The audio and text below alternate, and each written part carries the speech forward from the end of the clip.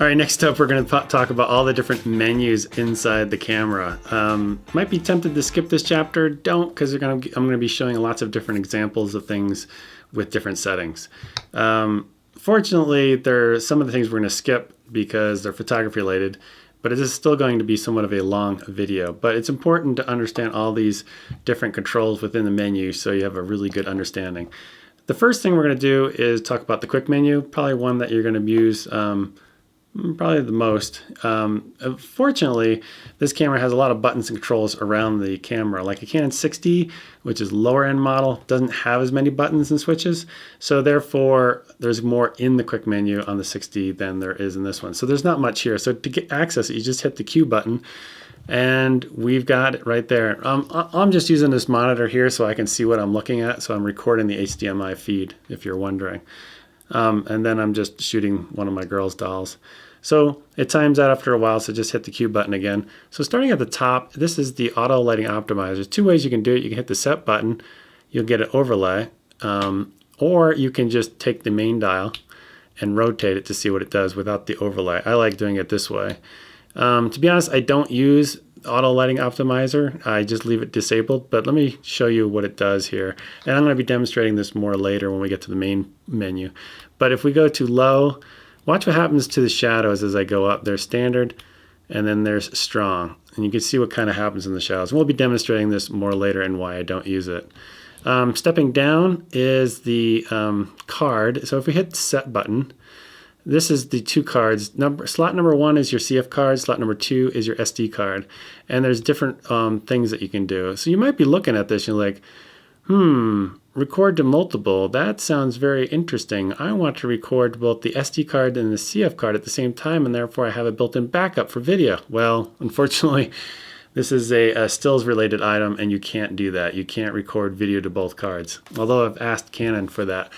I don't know if they'll ever listen to me, but that would be awesome if we could record to both cards and you have an automatic backup.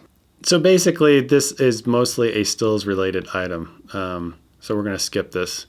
All right, next up, we're going to talk about the resolution. There's two ways. You can do the overlay by hitting the set button, or you can use the main dial to jog through. I'm just going to do the overlay and we'll step through all of them. The first one is 1920, 30 frames per second, all I. So the first number, 1920, what that refers to is the resolution. So that's most commonly referred to as 1080. They're just using the bigger number for some reason. I wish they used the smaller number. So everybody, I think most people understand what 1080 is. Then there's 720, and those both are HD quality. So let's go back here because it times out. So the first number, 1920, is actually 1080 resolution. 30 frames per second is the second number, and all I is the Kodak. So there's two types we've got on the Canon 5D Mark III. There's all I and IPB. All I is a lot bigger. IPB is probably about maybe 4 times smaller. When you record, let's say a minute, it's going to be a quarter of the size for IPB. But all I will give you better, easier on your computer in terms of editing. So, it allows fewer skip frames. You can push the image around more. So it's a bigger file size, but in the post-processing type of things, it's easier. So to be honest, I leave it on all I pretty much all the time, unless I'm doing something really long format and I really don't care. I'm not going to do a lot of color grading in post later. It's just more of I'm just documenting something, and I'm not going to do much with it in post later. So that's those numbers. So working our way to the next one is 1080, 30 frames per second IPB. Then there's 1080, 24 frames per second all I. This is one I use a lot. There's really only two here that I use. There's 1080, 24 frames per second IPB. This one, it says 1280, but it's really 720, what it's most commonly referred to as. All I use this one when I'm doing slow motion. And I go back, it keeps timing out on me. 720, 60 frames per second IPB. And then the last one is 640, which I believe is 480 resolution, 30 frames per second IPB. Why did you even buy this camera if you're going to shoot at that low of a resolution? You bought this wonderful camera, you might as well shoot at a really high resolution. So One of the things I want to say, back up just here a little bit, is this one I use. There's, like I said, there's really two that I use. It's this one, all eye, 24 frames per second, 1080 basically, and then the 720, 60 frames per second, all eye. Now, I'm going to be getting more into this later, and it's really not a course on the nonlinear editor side of things and editing. But the reason I do this is because I can slow things down. I can take those 60 frames and basically kind of stretch it out over the timeline and create some really silky smooth slow motion. That we'll kind of demonstrate later when we get into shutter speed and all that great stuff. One other number I want to talk to you about in terms of resolution is that number at the very top. You see it says 2959. Or if I go to here, you'll always see it here no matter if I'm scrolling through. It's always 2959 for no matter what I've got.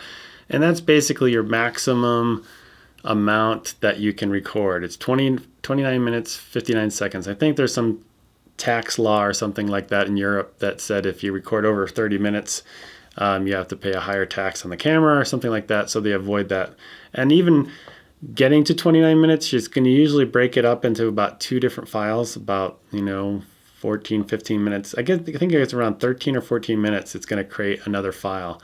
So you can record up to 29 minutes, but it's going to break it into smaller chunks in terms of the file. And when you back them up on the time on your nonlinear editor, they flow through and you don't even see that where it cuts the two in half basically. So you don't have to worry about it like skipping a frame or something like that. I've never had it skip a frame.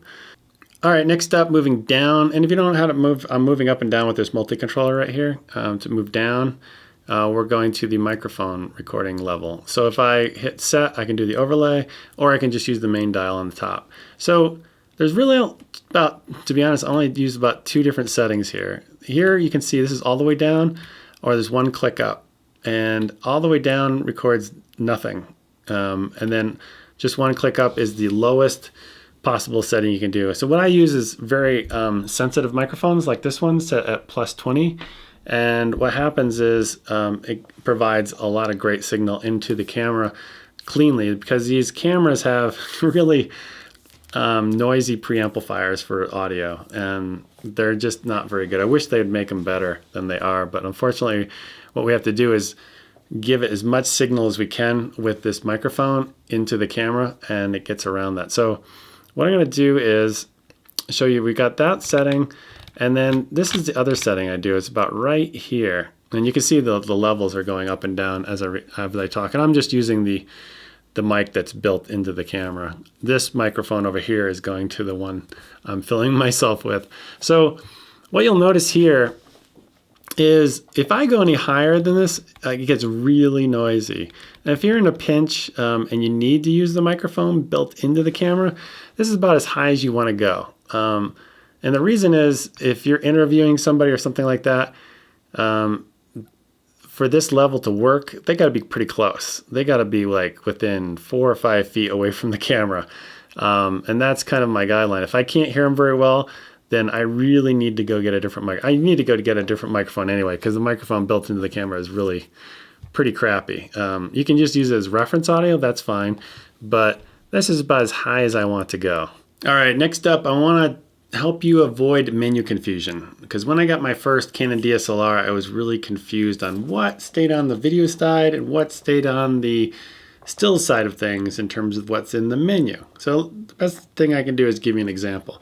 So right now we are in the live view, or not in the movie switch. I'm switched over to the live view mode, which means we're basically in stills mode. So I hit menu, and you can see I'm under auto lighting optimizer. So what I'm going to do is make a huge change. I'm going to set it to high. So now what I'm going to do is flip the switch from live view mode to movie mode.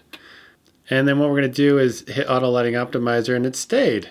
So I could be taking stills with auto lighting optimizer and strong, and it would reflect over on the video side as well. So you're thinking to yourself, that's great. Now, here comes the confusing part. So let's say you go back to the menu, and we're going to go to stills mode, hit the menu button, and we're going to cursor down to color space. And I'm kind of getting ahead of myself. We're going to discuss all this stuff later. But there's two color spaces. There's sRGB and Adobe RGB. So you might be thinking, Adobe RGB, I love that. It's a great color space. I use it all the time in Photoshop and this and that. So I'm going to choose it. So you've chosen Adobe RGB, and then you might be thinking to yourself, well, I remember with Auto Lighting Optimizer, it was the same over on the still side, so or on the video side as the still side. So I'm going to move over to the movie side of things, hit menu again, and now I'm on color space, and you'll notice that I'm set on Adobe RGB, so I must be in Adobe RGB. But when we go back out of the menu and we hit record just for a few seconds, and then I hit record again to stop, I hit the play button, and then I hit the info button a couple of times, you'll notice right there on the lower right hand corner, what does it say?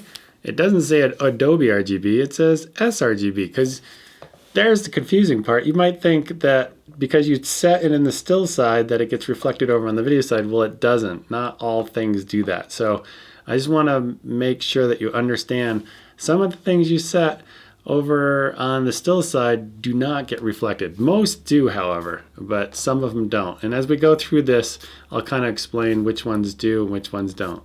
All right, well, I'm gonna probably say the phrase baked in a few times, so I wanna explain that before we get into the red menu. So if you're shooting JPEG, like right here I'm set up to JPEG, basically you're telling the camera, you know, you take care of everything, the contrast, the picture style, do all this stuff, just bake it into the image. It's like when you stir up the flour and the sugar and the eggs, and then you put the chocolate morsels in, you put it in the oven, and you bake it for 350, you pull them out, and after like 12 minutes, you've got a cookie, a chocolate chip cookie, let's say.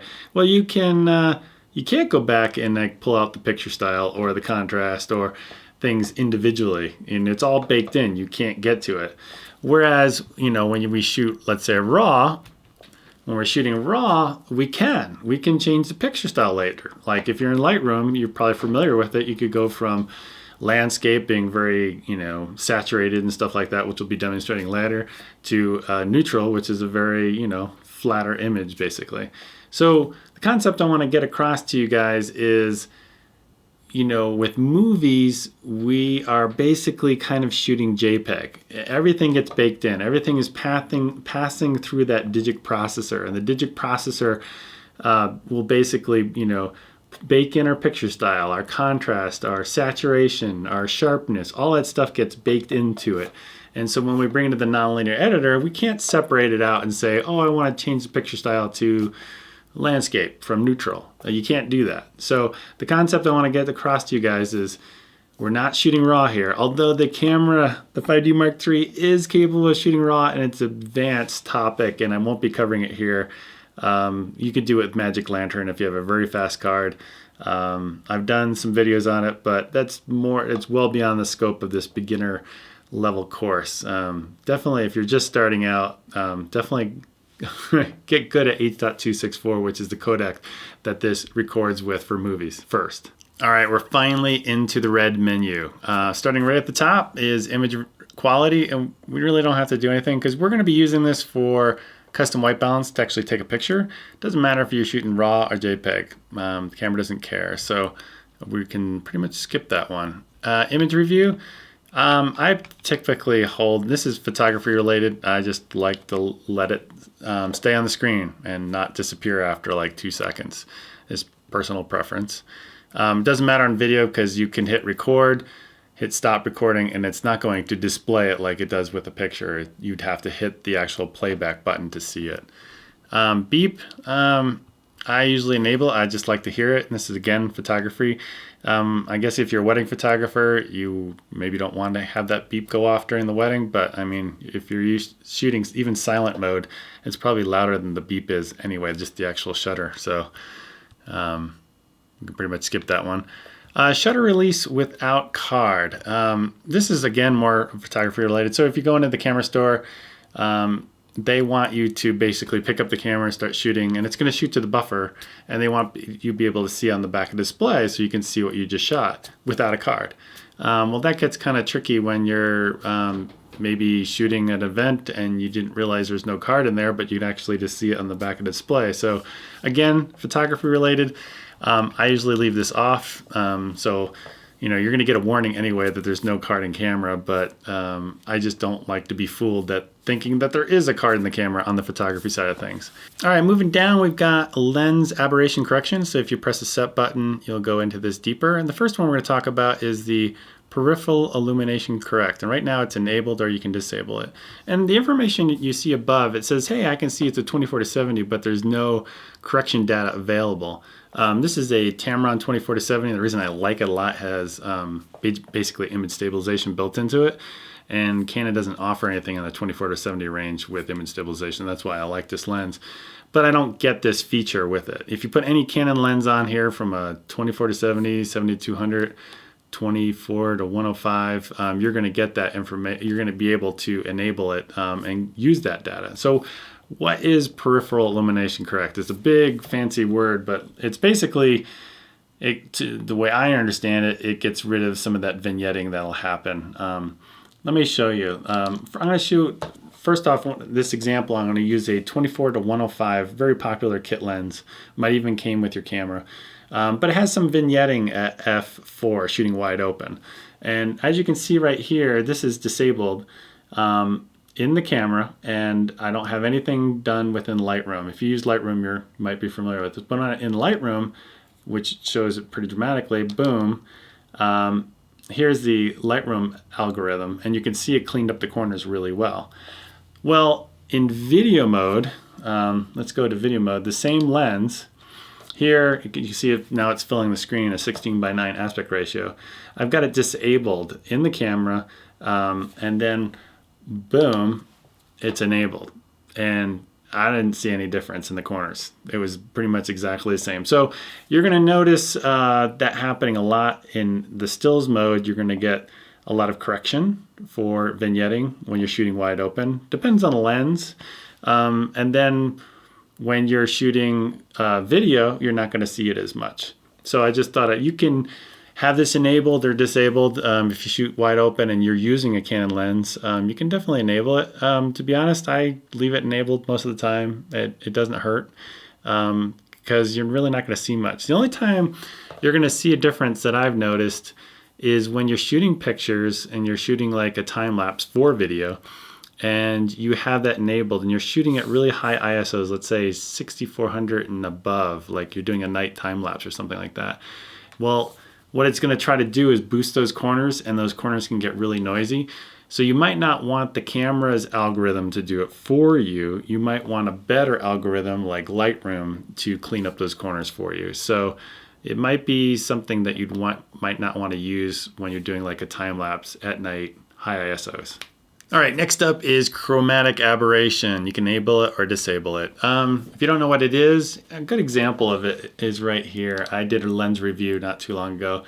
Yeah, Canon on the left, these were two very wide angle lenses, and the Takina on the right. What you can see on the left with the Canon, you can see along the tree branch, you see a little bit of purple, what people call purple fringing, whereas the Takina doesn't have any.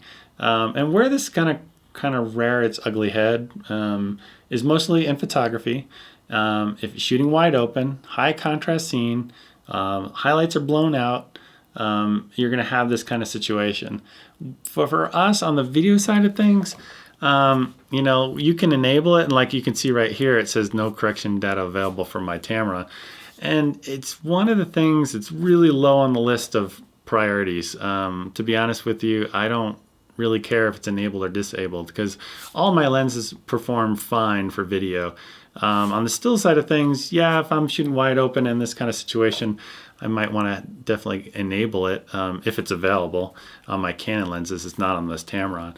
But it's, there's other things like picture styles is going to change your image so much, and the contrast and the sharpness and all this other stuff is way more important than this, especially on the video side of things. You're not going to see it. I mean, especially at the resolution of 1080. We don't have 22 megapixel still that we can zoom way in and look at a tree branch and see. On the video side of things, we've got basically a 2K image, and it's a lot smaller, and it's got motion blur, and it's got a whole bunch of other stuff.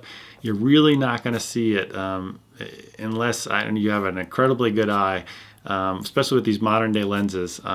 So you can enable it or disable it. If you do a lot of photography with a cheaper lens, and you're shooting wide open in this kind of situation, go ahead and enable it and just keep it there. All right, moving on down, we've got external speed light control. Photography related, totally skip it. Mirror lockup, again, this is photography related to reduce camera shake, so we can totally skip that. Moving to the next red menu, exposure compensation. It's got the word exposure in it, but no, this has nothing to do with, it has to do with bracketing and a whole bunch of other stuff on the photography side. So for us, we can skip it. ISO speed settings. So you can actually go in and change your ISO from here, but why would you? Because you have a dedicated button on the top, much faster to access the ISO that way. So you'd never really come into the menu to do it that way. The next one down is ISO speed range. So on the video side, we could restrict it if we wanted to, but why? Why would you want to restrict it? So it's basically you could take the maximum and bring it down to like 1600 and say, I'm not shooting over 1600 because it's too noisy. Well, actually this 5D Mark III can basically see in the dark, and it does extremely well, even up to 6400. I usually never go to 1280, but you can go really high, silly high, but I don't recommend it. I usually leave it at the max at like 12,800. It's just really more on the photography side, because what you can do, like this one has, you know, it talks about minimum shutter speed and the auto ISO range, because basically what you can tell the camera is like, I want to shoot birds in flight, but I want to make sure that shutter speed is wickedly fast, and I don't care how you get there. So ISO, you just do whatever you need to up to like 1600. So it's more a photography related item. On the video side of things, I can't think of any reason why you'd want to restrict it. Just, I would keep it at the default settings that it came with the camera. All right, auto lighting optimizer. We talked about this already earlier. You can go low, standard, and high, and you can hit the info button to disable it. So basically, let me show you another example of what it does, especially in the shadows, in the high key environment. So here I am in the backyard. Let me hit play here. And this is with it on strong. And look under my hat when I switch over to disabled. You can see like it got darker in the shadows basically, and it lifts the midtones a little bit too. And as you can see side by side, it's definitely pulling up the shadows a bit. And you might be thinking, yeah, it's just be a good tool to, you know, get kind of a flatter image. That's true. You know, originally when I got my T2i, a lot of people said that it, you know, using it on strong would create noise. Well, on the 5D Mark III, watch this test. This is a real close-up view. This is strong versus disabled. And I gotta tell you, they look pretty much similar in terms of noise. This is at a very high ISO. I would say if you're shooting at lower ISOs, I wouldn't worry about the noise too much if you're using auto lighting optimizer. You know, to be honest with you, over the years, I used to use it when I had my T2i because I didn't know how to light very well, but now that I know how to light better, I would rather do it with lighting rather than trying to do it in camera and try to bring up the shadows that way. So if you do need to use it and you're in a situation where somebody is in a shadow and you have something on the other side of the frame that isn't in a shadow and you just want to bring that person up a little bit, and you don't have like a reflector or a light or something, definitely go ahead and use it, especially at a lower ISO. It might help you out. All right, next up is white balance. We're not going to really talk about it too much because I'm going to have an entire chapter on it later.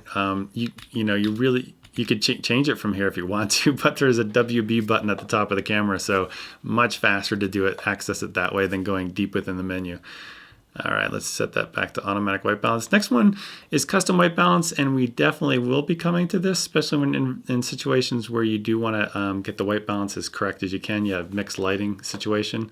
Right now I have a mixed lighting situation. I've got natural light coming in. I've got a couple of fluorescent soft boxes, and they're a little bit, they lean a little bit more to the green, so it's nice to clean that up. And remember, this is one of these things, since we're shooting video, this information gets baked in. It's much better to get the white balance correct now, especially if you don't know how to post-process and color grade that well. Getting it right in camera will save you a lot of headaches down the road. So let's go ahead and demonstrate it. I'm gonna hit the menu button again. And this takes us into, you can actually see what I'm shooting, which is just a regular gray card. It could be out of focus, it doesn't matter. And in terms of exposure, if I press the shutter halfway down, that little tick mark at the bottom, you can see we're a little overexposed. Again, it really doesn't matter. You could be, I've had situations where you'd be 2 stops up or 2 stops low. I don't think you want to go that far, but you could be a stop up or a stop low, and you'll still get the information that you need out of this. So basically what we're going to do is take a picture. So I'm going to, in this mode, just press the shutter all the way down. And as you can see, we just took a picture, and it gives us all the information. So what we're going to do is go back to the menu. Now that we're back in the menu, we hit the custom white balance, hit the set button, and you'll see that let me go back again because it happened really fast. Watch the notice that comes up. It says compatible images displayed. So if you took it in black and white, it doesn't have any color information in it. So if you've got it set up that way, it won't be a compatible image. So you can't use black and white. And that's the only instance I can think of if you've got it, the picture style set to black and white. So don't use that. You should never use black and white anyway, because you could always just take the saturation out in post. Just shoot it in color if you're shooting for black and white.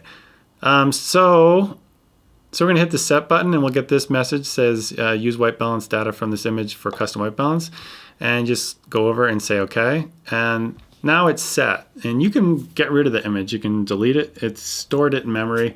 You can turn the camera off, turn it back on again. It still has that information in it. And it tells it, you know, how warm or cold it is, or magenta or green it is, basically. But what this message right here is telling you is, okay, you've done that, you've stored it to memory, but you're still not done. It's reminding you to set it to custom white balance. So if we go out of here, let's hit menu again. And now that we're in here, when we set the white balance, so if I can hit the WB button on the top of the camera, it's reminding us that we need to scroll over and set this to the custom white balance. And now we've nailed the white balance. And let me just step you through these so you can see what the colors look like.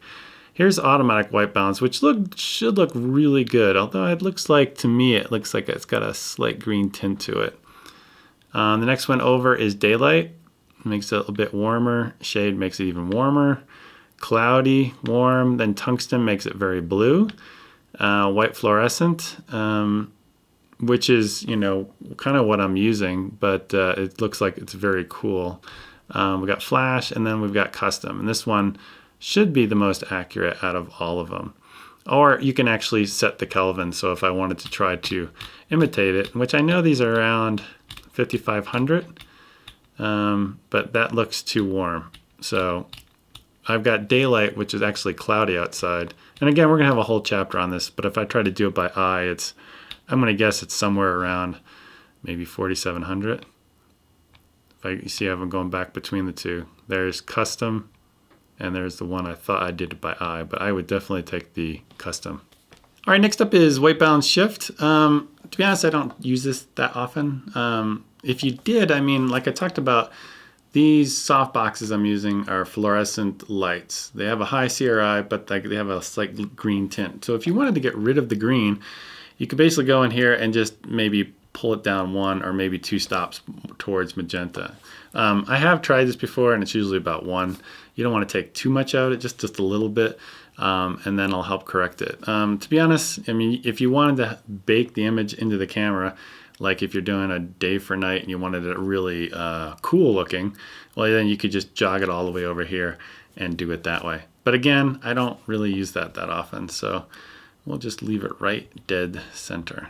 So next one down is color space, and like we talked about before, it doesn't matter if you're sRGB or Adobe RGB for video, it's always going to be sRGB. All right, next up is picture styles. I'm not going to spend too much time on it because we're going to do a whole entire chapter on it. But one thing I do want to show you is you can move around and change the different properties of each picture style. So let's say neutral. If I hit the info button, you can see on the bottom it says info detail set. So if I hit the info button, we can go in and we can change things. I have it set to sharpness of 0. Contrast is all the way down, saturation is down 1 tick, and the color tone I leave default. And to get out of it, you just press the menu once and menu twice. Again, we're gonna have a whole entire chapter on it, so I don't wanna deal with it too much here. So long exposure noise reduction. This is kind of video related because if you shoot time lapses and you create them into video, the only thing I want to say about this is you can enable it. I advise not enabling it for you're doing like astrophotography, for instance, because like a lot of times what I'll do is I'll leave the shutter open for 30 seconds, and then if I have this enabled, it takes a really long time for it to process it, like 20 seconds. And then boom, then your shutter opens again after that. Well, you've had that period of 20 seconds where this, the stars might have shifted slightly, because they do move. I know you look at them, they don't look like they're moving, but they're actually moving. And it can make it just a little bit more jittery. So if you turn that off, don't let the camera do that noise reduction. Bring it in and use a program like Lightroom. It has a fantastic noise reduction in it there, and I would do the processing of that there instead of trying to do it out in the field, because it's just going to make your time lapse that much longer to do. So moving on, we've got high ISO noise reduction. So you can put this on high, low, or standard. All right, let me show you an example at ISO 100, and this is with it off at ISO 100. And this is with it at high, and I can't see any difference between the two, and here they are side by side. So really not a big difference here.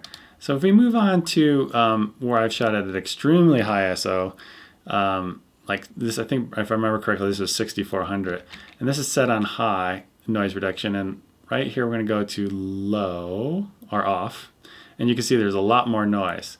Now if we look at them side by side, you can see that the noise reduction is definitely helping versus not having it on.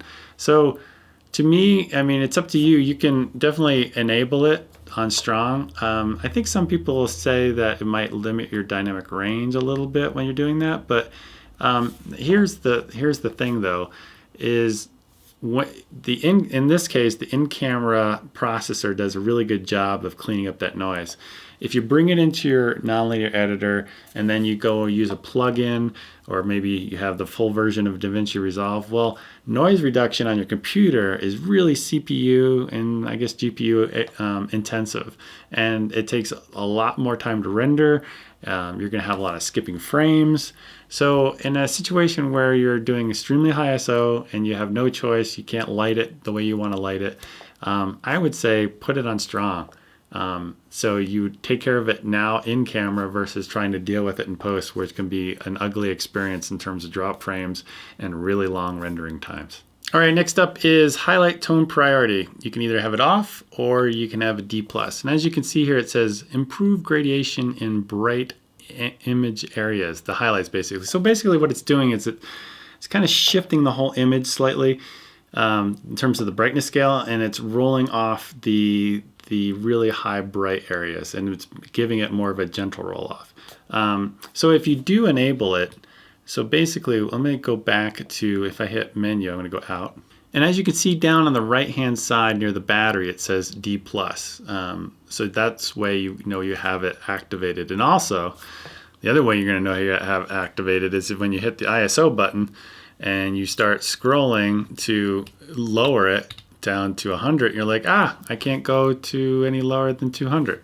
So basically what it's doing is it's kind of shifting that whole brightness scale so it can roll off the higher end. So let me kind of demonstrate what it actually does here. All right, here's a snowy situation where you can see the highlight tone priority is off, and right now you can see it is turned on. And what you'll notice is it gets brighter, but it's also protecting the highlights. In the image like this, it's really hard to see. So let me see if I can demonstrate this a little bit better. So what we've got here on the back of this camera is an actual image of the video, and we've turned on the blinkies, which we'll get to later, and you can see that it's definitely blinking. But when we go and turn highlight tone priority on, you can see that it's not blinking as much. So when it blinks, that black area means that there's no detail, the detail is lost. This highlight tone priority, point I want to get to is it doesn't protect all the highlights, it protects some of them. Because what I did when I was exposing that image is I looked at the histogram and I could see that it was going off to the right a little bit. I'm getting a little bit ahead of myself on some of these technical terms like histogram. We're going to be covering those a little bit later. But looking at them up and down, you'll see as I go up down here, it definitely makes the image brighter. You can see the highlight tone priorities on the top there. I typically leave this off, and there's a couple different reasons.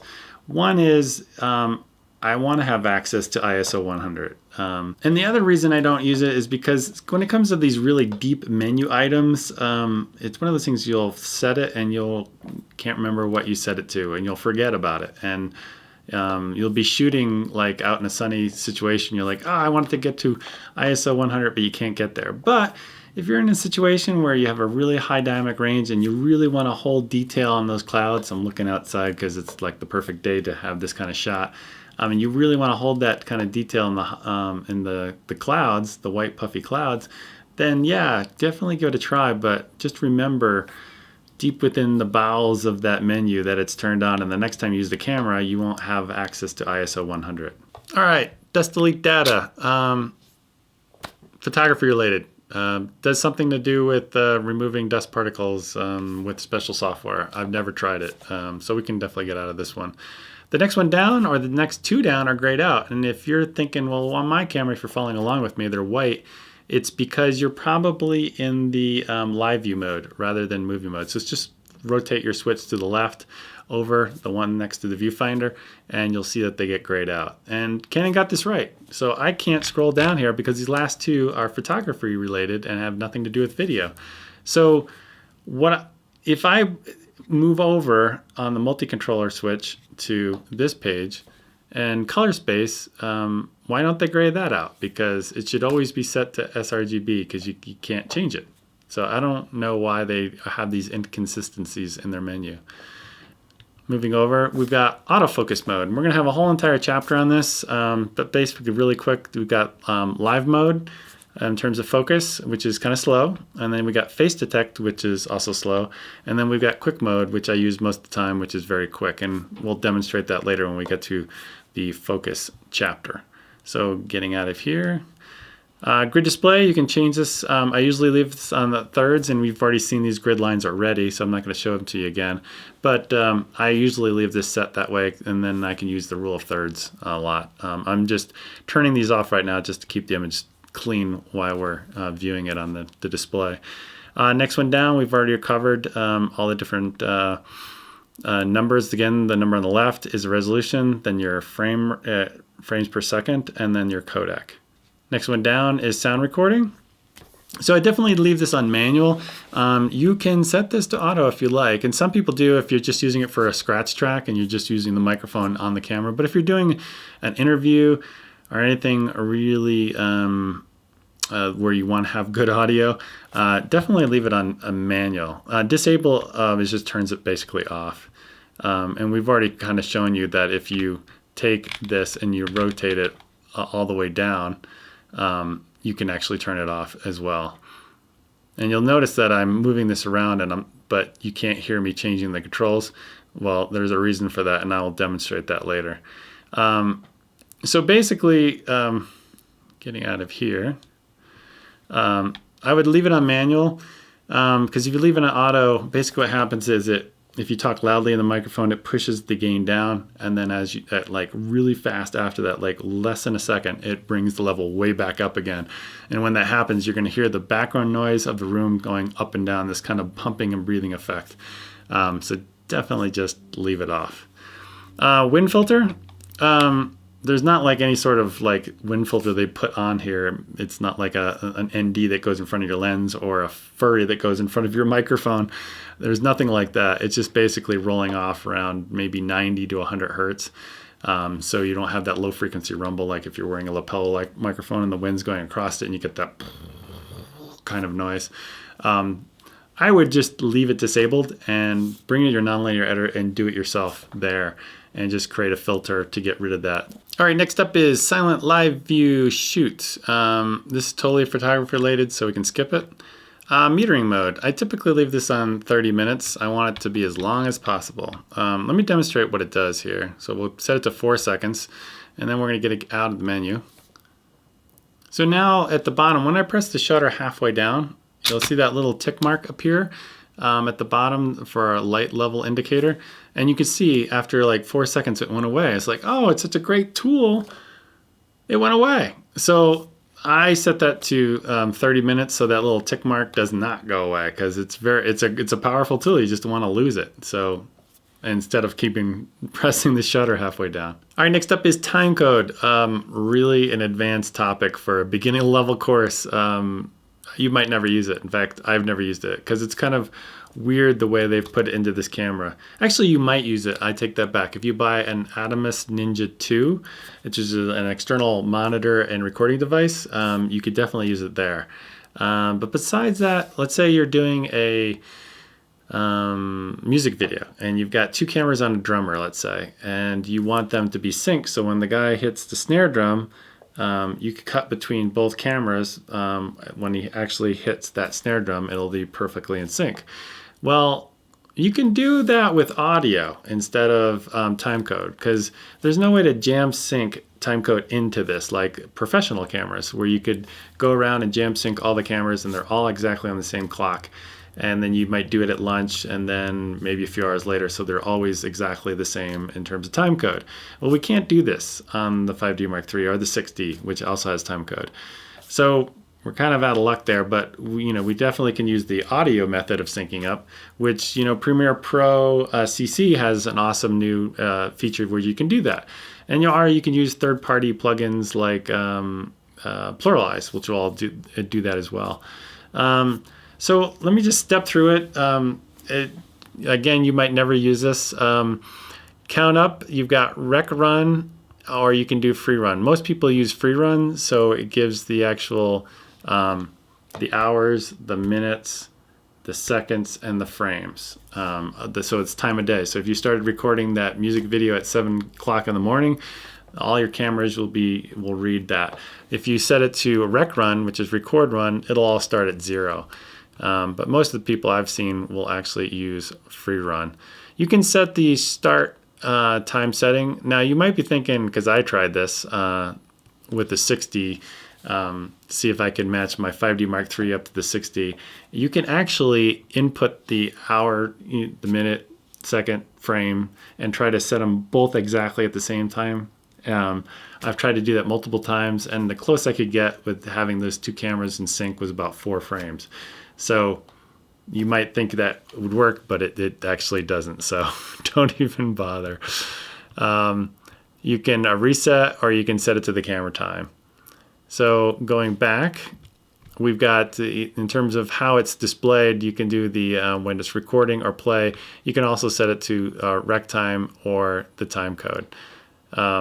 So again, I would say unless you're using the Atomos Ninja 2, which I don't have, it's an external device. That's the only time I think it would come into play. But besides that, you might never use it. All right, next up is silent control. Basically, just tap the center button and we can either enable it or disable it. When this feature came out originally on the 5D Mark III, I thought I'd use it a ton. I don't use it that much for some reason.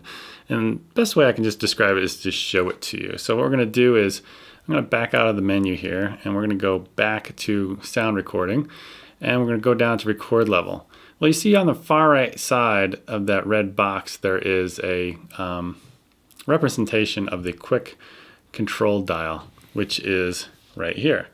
And now if I take my finger and I lightly tap on the right hand side of that, between the concave surface between the jog wheel and the set button, right in between it, if you lightly touch, it will control the audio level, which is pretty cool when you're recording. Right here it doesn't have much use because we're just in the main menu.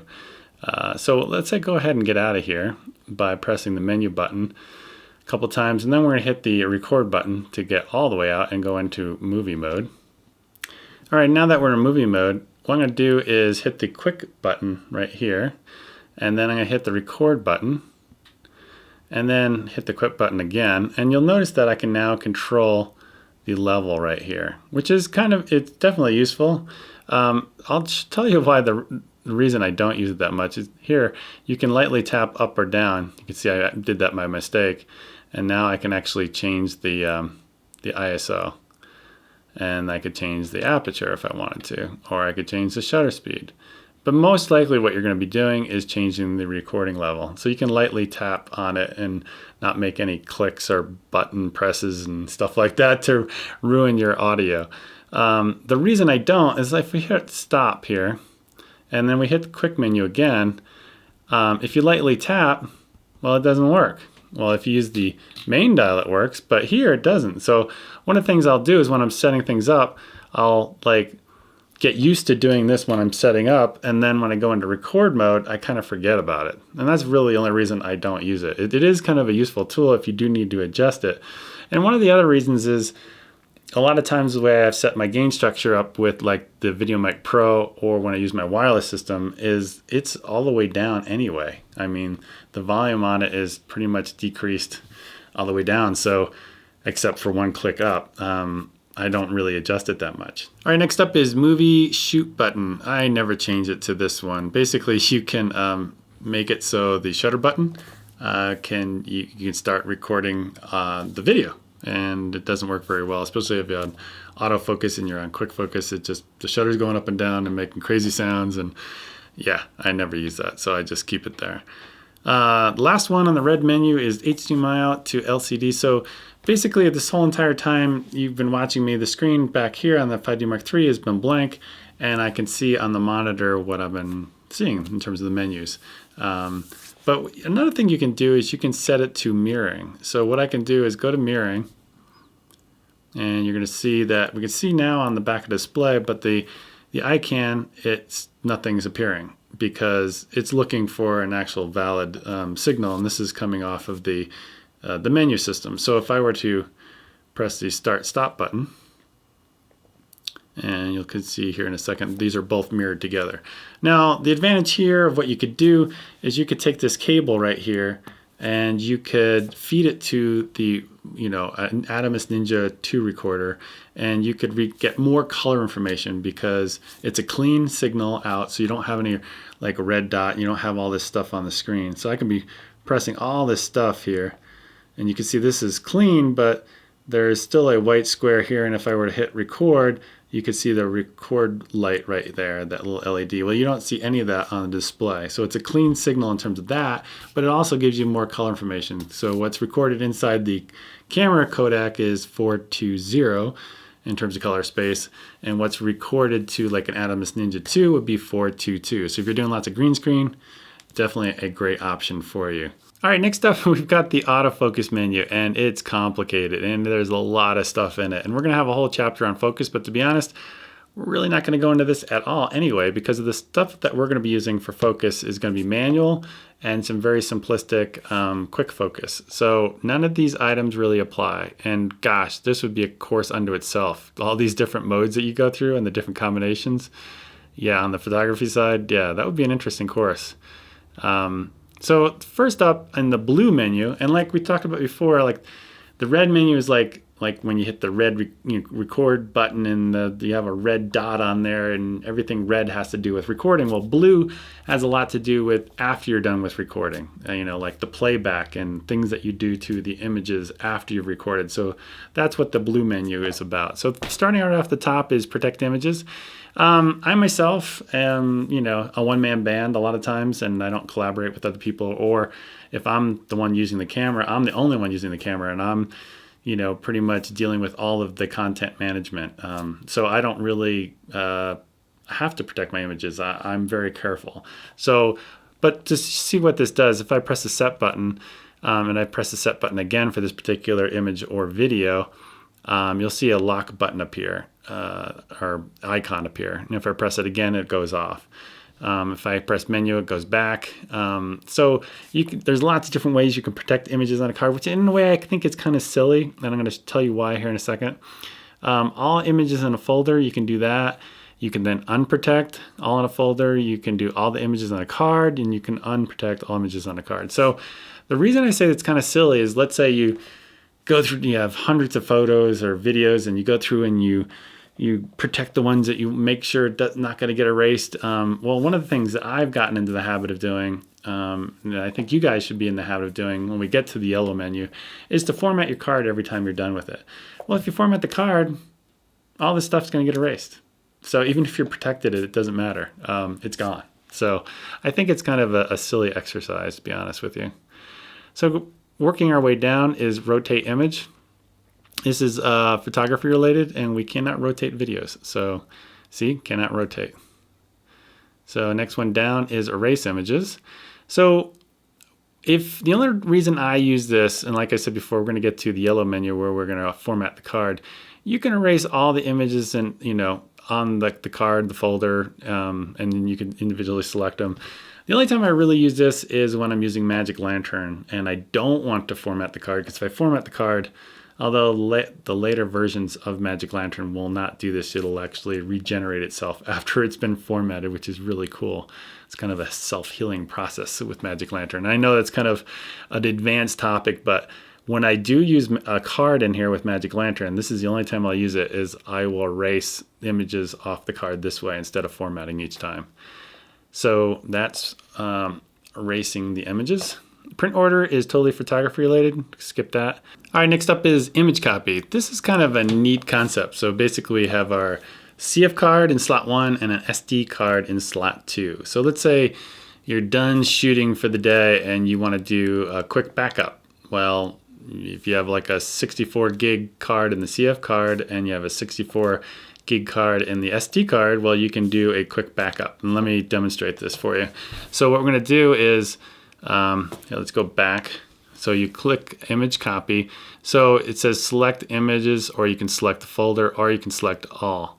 So I'm going to select all. It says copy to card 2. I say okay. So then it says, okay, now you've got the source, which is my CF card, the larger format card.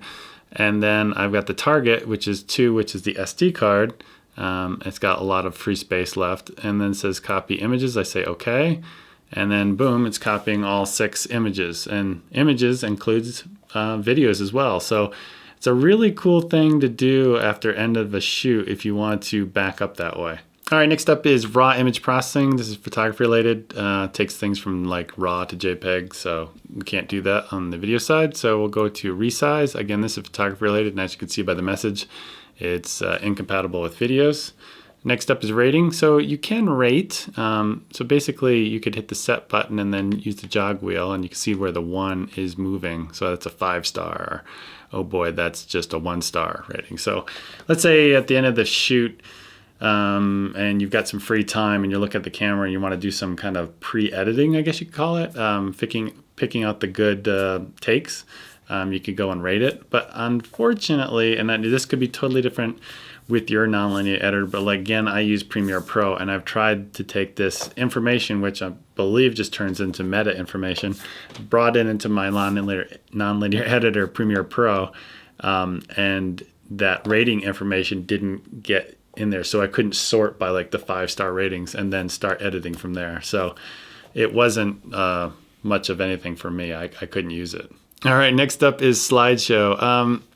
Slideshow is kind of cool because you can do a slideshow of videos. So you might be thinking, oh, this would be kind of cool. You could connect this up to my TV. Maybe I want to show what I've done, delete all the bad takes, and well, I'll just have this some sort of seamless edit that I can play back, just a rough edit kind of thing on a TV. Well, you can do that, but there's always this like second or maybe less than a second gap between the video files, and it just doesn't have that nice seamless effect to it. It kind of takes you out of the moment. So to be honest, I never use it. I mean, you could definitely use it that way, especially with your images. You could have some sort of slideshow going on, but again, it's just not something I use. So next one is image transfer. So you can transfer with the USB connection up to a computer, laptop, or whatever, but you have to have the EOS utility software installed for this to work. I never use it, and the reason why I don't use it is because I have a card reader over here, and I have really fast cards, and it's what I do is, put the fast cards in the USB 3, and they transfer extremely fast. I don't know exactly what it is, but I'm going to guess that the USB that's connected to the side of the camera is probably USB 2 because it's much slower. So it's just something I never do it that way. I just use a really fast card reader with USB 3, or if you're on the Mac platform, there's something else. What is it? Lightning or Thunderbolt or something like that. I'm not a Mac person, but I'm sure they have their equivalent of really fast transfer speeds. So this is something I don't use. Jump images with the main control dial. So yeah, I kind of use this occasionally. I usually set it to 10, where I think it's the default. You can set it to 100. So you basically, when you rotate the main dial one click, it'll rotate 10 pictures, 100 pictures. You can rotate it by date, folder. But the only one I ever use, and this is very occasionally, is if I want to hand the camera to somebody. Let's say I'm shooting video, I'm shooting behind the scene stills as well, and they say, I want to see your video clips, and I can just hand them the camera and say, well, just use the main dial and rotate through that way, and then all they will see is just the movie clips. You can do it for stills only, and then you can do by rating. And again, the rating system on here is not much of a benefit for me, so I don't ever use it. All right, starting at the top, we got highlight alert. I'll go ahead and enable that and show you what this does. We've kind of already demonstrated this before, but in the upper left-hand corner, you can see that black area flashing. All that information is clipped, it's gone, there's no detail. It's a great exposure tool to show you where in the image you're having an issue. And we're going to get more into this and demonstrate this later. So let's go back to the menu. We're going to turn this off right now. Autofocus point, that's photography related, skip. Playback grid, this is also photography related. So let me just show you. This is a movie, you see nothing. But if I go to a still, you see the grid. So it does nothing for us. So you can just leave it off if you like. Histogram, again, in the exposure chapter, we're going to be going through this, but you can do brightness or the red, green, and blue channels, see what it looks like on the display for the histogram. Movie play count. So this is a reflection of the time code that we already did in the red chapter. So anything change that you made over there is going to get reflected over here. So it's kind of a redundant menu item, really. Magnification is just stills related, how far in you zoom. So we can skip that. Control over HDMI, which is grayed out. So basically, with this, I do not own a Atomos Ninja 2, for instance. If I did, I could demonstrate this for you, but I've seen it at a trade show and how it works, and it's really cool. So you can mount like your Atomos Ninja on top, field monitor, recording capability, and then I believe what you do is you enable this, and then the control between the two units they can control each other. So you could start the recording up here, or you could start the recording from down there, and they communicate with each other over HDMI. So unfortunately, I can't show that to you, but I know it works, and it's pretty cool. The other thing about it too is in the manual, it talks about CEC TVs, and I've never done this either because I don't have a CEC compliant TV, but apparently you can connect this 5D Mark III up to your TV with the HDMI cable, and on the remote, somehow, if it's compliant, you can actually use your left and right arrow keys on the remote to advance a still forward or advance a photography and a still in the camera backwards. So you can actually control it on the remote. Again, I don't have it. Even in the manual, it says even if you have that kind of TV, it may or may not work. So we can kind of skip over that. All right, now we're on to the yellow menu, and yellow kind of represents like utilities, kind of like formatting the card and stuff like that. It's not something like either recording or playback. It's more of a utility type area in the menu. So starting at the top is record function plus card / folder select. So basically, starting at the top, in the standard mode, what we've got right here, we can see that we've got slot 1, and that's our CF card, not our SD, but our CF card. So you can actually choose between the CF or the SD card in terms of what you want to record and play to. Now, I'm going to feel a little bad here because I haven't tested this fully, and I'll tell you why. I know this works for images, but I've never tested it on video, and I'll tell you why here in a second. So let's go back to here where it says standard. Well, you can do a number of different things. So standard basically says, hey, I'm going to record to whatever you selected here. So if you've selected number 2, I'm going to record to that card or play back from that card. That's the standard way of doing it. Auto switch means like if you fill up card number 1, it's automatically going to go to card number 2. Now that the reason I say I feel bad is I've never tested that on the video side. I know in the manual it talks about it'll do it for stills, but I've never done it. And the reason why is I always just get nervous, like, did it actually switch over to that card? And if it didn't, I might be screwed, and I might be losing data, or I might be rewriting over something. So I've never tested this. So I feel a little bad about that, but if I were you, I maybe wouldn't trust it. Maybe you're one of these guys who do a lot of long format stuff, but I've never gotten to the point where I've actually skipped over to the other card. You can record separately. And here's where I want to clarify, because you can record to each card separately, or you can record to multiple. And you might be thinking, record to multiple, that'd be awesome. Maybe that means that I can record the CF and the SD cards at the same time. Well, you can for images, but you can't do that for video, unfortunately. So that's why I'm a little nervous. If it does it, it says it here, but it doesn't do for video. Would it actually do an auto switch for video? I don't know. I've never trusted it. So sorry, I don't know the answer on that one. Record, play, we already discussed this. You can set that to the SD card if you want. Folders. So you can actually go in and create folders. So let's say if I create a folder and I call it 101. And then I say, we're going to do we've gone to another location, create another folder and call it 102. And so you can keep creating folders, and once you've created the folder, when you shoot an image, take a picture, do a movie, it's going to go into that newly created folder. And then if you want to, you can go back and select a different folder. Again, I'm kind of a one-man band. I don't use this because it just, to me, gets a little bit confusing. I would rather just have it in one big folder, and when I get into it, I can see the timestamps on it and I can figure it out myself. So I don't really use this option because you have to deep dive into the menu to get to here, and you go to the next location to do the next shoot. I guarantee you're going to forget to do this. So just keep it in one folder. All right, next up is file name. So what's great about this camera, unlike a lot of the other cameras, you can actually append the file name. So you can add something to the beginning of the file name. And in this case, I call it 5D3, which is my user setting for number 1. And there's number 2. I could just put dad, and that's my initials. Yeah, dad. Or you can use the preset code. But I just use 5D3. It's great because when you're looking through your especially if your own cameras over the years, it's great when you go back and look and you can see, what that was shot on. And I always put, like, if it was available on the T3i, I would put T3i. I wish they had that. They should do that on all cameras. I don't know why they've just made it for this one. And they should just make it called 5D3 because that just makes so much more sense than, what it comes factory default with. So I definitely go ahead and change it. I think it's a great idea. So that's file name. Next one down is auto rotate. This is for stills only because we can't rotate video. Next up is format card. So we can format the first card or the second card. So if I just say the first card, this is CF card, I can go ahead and format it. And so let's say if I go ahead and format the card, you can see it just did its thing and it did it quite quickly.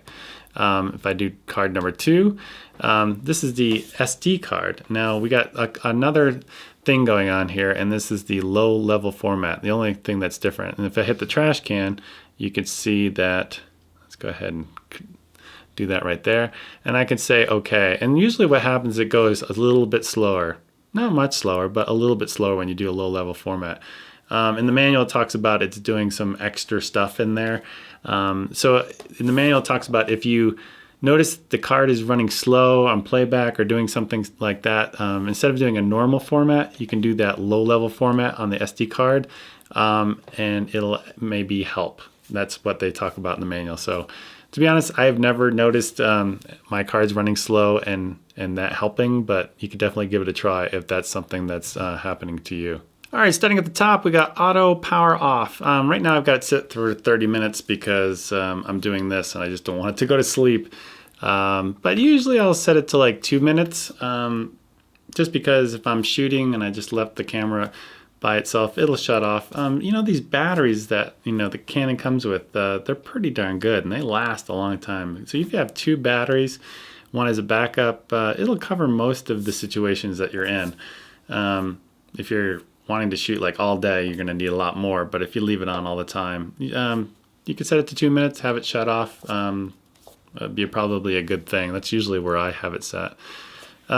Next up is the LCD brightness. So there's a couple of different trains of thought on this. You could set it to auto, and then the sensor that's on the back here that we've talked about before will automatically make it brighter if you're, let's say, outside, or if you come into a very dark room, it'll make it darker. I set on a manual, I set it to 4, and my rationale doing this for over the years is I know exactly what that looks like. And because I've been fooled before when I've set it to either auto or I've jacked up the brightness when I've been outside, and some things, they just feel like they're getting overexposed if I jack it up too high, or if I come inside and I forget, and this is one of the biggest things, if you've forgotten that you were outside, you set it full bright, you come inside and you're like, man, it looks so bright. I'm going to change my exposure on it. I'm going to make exposure changes just because what the LCD is just, because the LCD is a great exposure tool as well. So I just leave it on 4. I get used to it, no matter if I'm inside or outside. That would be my recommendation. Just leave it right in the middle. Next up is time date. We've already covered this. Language, we've already covered. Next one down is VF grid display. You can enable or disable this. This is photography related, so you can get the electronic level display. And since we're doing video, we can't look through the viewfinder, so you can set it any way you like there. GPS settings, you can, it's an external accessory. We're not going to really talk about it, but you can geotag basically all the locations you're doing. Great for scouting type stuff, but it's an external accessory, so we're not going to cover it. HDMI frame rate, again, I don't have an Atomos Ninja, but actually what I am doing right now is I'm recording from the HDMI into my computer, and that's how you're seeing this nice clean display coming off the camera. What it recommends is whatever frame rate you're shooting in to set it there. So if you're doing 24p or 60i, you can set it accordingly to whatever external device you're recording to. So I think a lot of people will choose 24p. I just set it up for auto because this particular program worked great on auto and I didn't have to do anything. And if you're curious, I'm using the AverMedia card inside my computer to do this.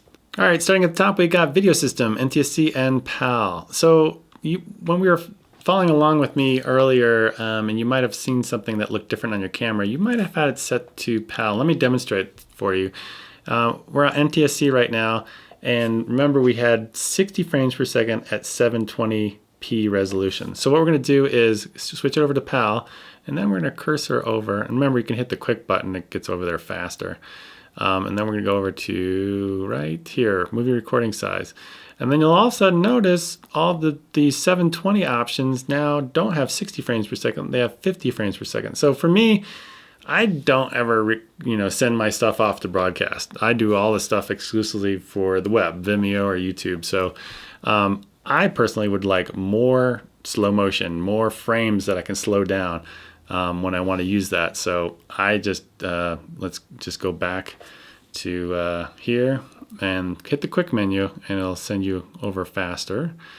And we'll go to the top here and then just set it right back to NTSC. Next up is battery info. This is great.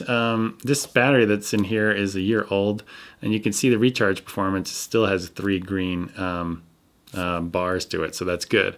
Shows the shutter count, how much capacity is left, got 69% left, and you can register your battery. So if you have more than one, it'll know which battery's in there, and it'll show you the performance over time. I've had third-party batteries. They haven't been as good as the Canon batteries. They're usually like maybe 10-20% less capacity, just in my experience. So next one is sensor cleaning. I would highly recommend leaving it at the factory default, so it cleans, basically it shakes the sensor on startup and when you shut down the camera, and that way you don't get as much dust on the sensor. And all the years that I've had Canon cameras, you could shoot a picture of the sky, bring it into Lightroom, zoom way in and look around to see if you have any dust on it. And I just don't get my sensors dusty. I'm very good about changing my lenses and not in a very dusty or sandy environment and stuff like that, keeping it pointing down when I'm changing the lenses and stuff like that. or if I'm in a dusty environment, you know, doing it inside my coat or something to prevent dust getting into the sensor. So definitely leave it on auto cleaning. Clean now just does what it does when it starts up or boots down. And then clean manually, you can just basically lock it up and then you can use your kit to clean it. So let's move down. Info button. So here, this is the only really reason I ever use this, to see how much information is left on the card. And I just leave everything checked because I want all this information. This first one, so the only way you can get to this menu that you see right here is if you go to stills mode, get out of movie mode, and then just hit the info button maybe once or twice, and you'll see this menu appear, and then you can see how much information is left on your card. So you get your electronic level, and that's the screen that you'll press right there. That's the one where you press the info button, and then you will get to this screen right here. So we'll get out of here, and then we'll go to the rating button. So on the back here, we've got the rate button. So you can change it to rating or protect, and you guys know what I think about protect. As soon as you format the card, your images are gone anyway, so I just leave it on rating. And rating, I could never seem to get that to work anyway for my videos, so it's kind of useless. All right, next up, we're going to talk about custom shooting modes, C1 to C3. Remember, early on we talked about these modes on the mode dial that are labeled C1, C2, C3. And I'll show you how I use them. So most of the time, I'm in manual mode. Click the start stop button, and you can see what we're shooting. And so let's say I want to do my default, which most of the time is C1 is my high definition setup. So right now, if I hit the Q button, you'll notice that I'm set up at full HD, 1080, and all eye compression. So, and then you'll also notice down here that I'm set up at 50th of a second. I'll explain why we're using that shutter speed. But let's say you want to quickly shoot slow motion. Well, you can just throw it to C2, because I've registered for C2 to be shooting at 125th of a second. And then you'll notice that we're set up now to 720, 60 frames per second, all eye. So I can quickly transfer between the two. All right, next up is clear all camera settings. So you can basically set this back to the factory default, almost. There's a few things that it won't do, like the date and time, the language, the firmware. So if you've updated the firmware, it won't send you back to the original firmware, and the copyright information. But everything else, if you've done something deep within the menu and you don't know what's going wrong, you can always reset it back to where you pretty much got it. Copyright information, so you can display, like right here, you can see the author and the copyright. I just put my website in there, and that gets tagged the meta information on each image that I do. And if I upload it to like Flickr or wherever, all that information travels along with it. So it's always a good idea to do stuff like that. So you can enter in your name. I'm going to show you how to do this a lot easier later. I wouldn't do it here because it just takes forever to type your name in this way. So I would actually just skip that, and we'll do this later. Same thing with the copyright. Say okay, and then you can actually then delete all of that information that you just did. Firmware, so you can basically update the firmware. When I bought this camera, I think it was at 1.1.3, so we've gone through some revisions since I've purchased it brand new, and I was like one of the first ones to get it. Over the lifetime, Canon's been very good about updating stuff and keeping the camera current even years after you've purchased it, which is really cool. So basically the process of doing it, it's not too hard. You just go to the Canon's website. You might make sure you're up on their registered the camera, so you'll get a notice that there's new firmware. And then you basically take I think it's a .fir file, put it onto your SD card, put the SD card in, go to this page right here, and it'll say, hey, the memory card in there I see has an FIR extension to it. There's new firmware on it. Would you like to do it? And then when you do is just step through the instructions. It takes maybe just 3 or 4 minutes to do. One caveat is make sure you have a full battery before you do it, because if you were to do it incorrectly and your battery dies halfway through, you could turn your camera into a brick basically, and it won't work anymore. So definitely be very careful when you do your update. It does make your palms sweaty a little bit when you do it. I've done it many times and I've never had a problem. All right, next up is our orange menu. I think that looks orange. it's basically now we're getting really deep within the menu, and these things you probably never change, maybe once, and you just leave them that way. Exposure level, just leave it at the default 1/3. We want as much as control as we can over the exposure. Same thing with ISO, we want as much control as we can. Bracketed, bracketing, that's photography, more bracketing, photography, that's also photography, and that is also photography. Next up, we've got warnings in the viewfinder. Since we can't look through the viewfinder, doesn't matter, that's photography. All right, next up is live view shooting area display, photography related, skip it. Direction, you can actually change it. I don't know if you're coming from a Nikon or a different camera and the dials are going the wrong direction for you. You can reverse them if you like. The next one down is multi-function lock. So again, we talked about this when we gave a tour around the camera. This lock button down here, it slides. I never use it. I never have a problem of like bumping stuff. So you can use it and you can select which one you want to lock out. Next one down is custom controls. I do use this, and there's only one that I do. And the reason is on the 5D Mark III, I like to have my right hand being able to zoom in. I don't want to have my hand travel all the way to the other side to hit the zoom button that's over on the left side of the screen. So what I do is over here on the set button, I've set this to zoom. And I think factory default may be off, I can't remember. But I set it to zoom, so before I hit record, I can punch in and zoom 5x or 10x and like focus on the person's eye, and I can do that all with my thumb on my right hand. And it works great. I would highly recommend that versus trying to reach over your thumb to get the zoom button on the left-hand side. All right, starting at the top, we got add cropping information. This is photography related. Default erase option. This one's kind of neat. I've changed this from the default setting, which is canceled versus selected. So basically what this does is, let's go ahead and we're going to keep it in the default selection, like right there. And so what I'm going to do is hit play. So if I want to erase this, I hit the erase button. You'll see what comes up is cancel. So I have to jog over to the erase button and then erase it. So when we go back to the menu, if you put this to selected, after you're taking a picture, instead of it having to jog over, it's already highlighted on erase, and all I have to do is hit the set button and boom, it's gone. So it gets rid of an extra step. So it's, this is more safe if you have it on the top one, but if you want to go faster in deleting, definitely choose this. All right, clear all custom functions. Basically what you can do is all that stuff that we talked about in the orange menu, you can nuke it. It's just another way to delete or bring the camera back to its original settings. So you can do that if you like. All right, and for the last one, we've got the green My Menu Settings area. This is something I don't use. I'll show you why. Let's see if I can demonstrate this for you. So if I've got My Menu Settings, I click it, and I want to register something like, let's say, beep. This is one of the items on the menu that I get to all the time. Let's say I'm a wedding photographer and I want to turn it off constantly so I can register it. I say okay.